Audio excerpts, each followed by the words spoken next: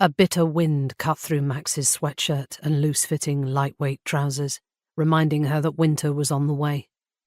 She should have put an outdoor coat on, but it hadn't seemed worth the effort of struggling to get a narrow sleeve over the finger-to-elbow cast that held her dominant hand and wrist immobile.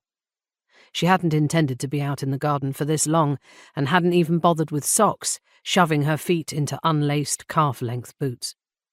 The small altar in her garden now gleamed, thanks to her little bit of outdoor work. The leaves that had covered the shallow metal dish had been removed, and the old clouded water replaced, so that the beaten surface of the vessel shone in the morning light. Even though she was cold from her uncovered head to her toes, it still felt good to be outdoors, with fresh air against her face.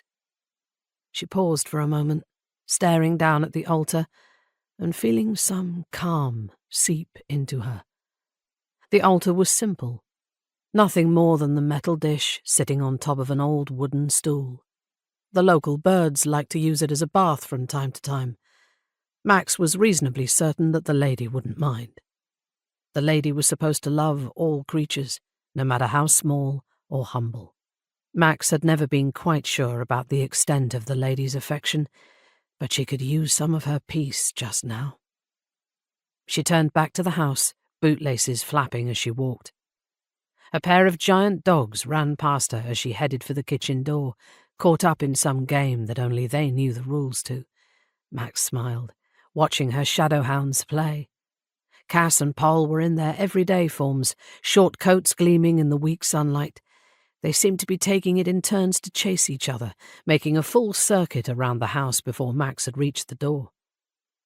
As she pushed the door open, the dogs barked. She stopped at once, turning to look for them. The barks had been sharp, calling for her attention. Something had interrupted their play. They were all business as they ran back around the corner of the house, attention going along the drive, past her battered pickup, and to the road. It didn't take long to spot what had alerted her dogs. A small convoy of vehicles pulled to a stop outside her gates. 3 cars, sleek and dark and bristling with magic. She stayed where she was, dismay turning her stomach. She recognized that magic, and its presence here was not a good thing. A twinge of pain in her arm reminded her that the bones were still healing. It had only been 2 days since she'd woken up in hospital, still healing from a hard fight with a demon and a descendant of the Dark Lord who had been intent on performing some kind of dark magic ritual.